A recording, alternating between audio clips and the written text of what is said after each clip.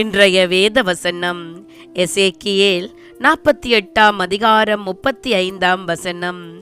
அந்த நாள் முதல் நகரம் யெகோவா ஷம்மா என்னும் பெயர் பெறும். என் அன்பான சகோதர சகோதரிகளே, ஆண்டவருடைய வார்த்தை இன்று எங்களிடம் கடந்து வருகிறது. அந்த நகரத்தின் பெயர் அன்று முதல் கர்த்தர் அங்கே இருக்கிறார் எனப்படும்.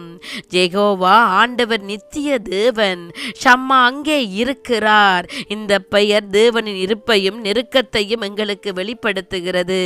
கர்த்தர் தம்முடைய பிரசன்னத்தை தம்முடைய பெயரிலே நமக்கு வாக்கு பண்ணி இருப்பது எத்தனை ஆசீர்வாதம். அன்று மோசே தேவ சமூகத்தை வாஞ்சித்து, உம்முடைய சமூகம் என்னோட கூட செல்லாமல் போனால் எங்களை இவ்விடத்திலிருந்து கொண்டு போகாதிரும் என்று கேட்டதும், கர்த்தர் என் சமூகம் உனக்கு முன்பாக செல்லும், நான் உனக்கு இளைப்பாறுதல் தருவேன் என்றார். ஆம், தேவ சமூகத்தில் தாம் நம் பாரங்களை அவர் மேல் இறக்கி வைத்துவிட்டு சுகமாய் இளைப்பாறுகிறோம். தேவ சமூகத்தின் வல்லமையும் பராக்கிரமும் உண்டு.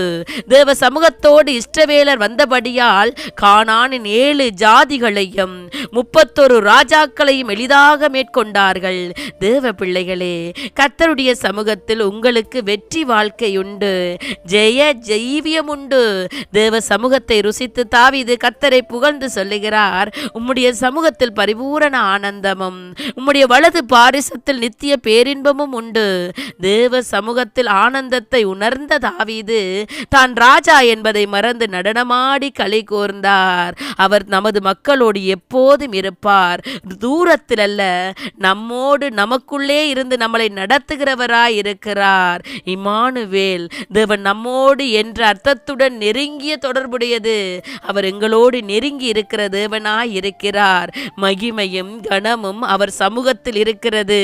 தேவ சமூகத்தை உணரும் நாம் கர்த்தரை துதித்து சோஸ்தரித்து கனத்தையும் மகிமையும் அவருக்கே செலுத்துவோமாக.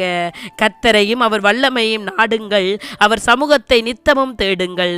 அப்பொழுது அவரே உங்களோடு இருந்து உங்களை பாதுகாப்பார். அல்லேலூயா.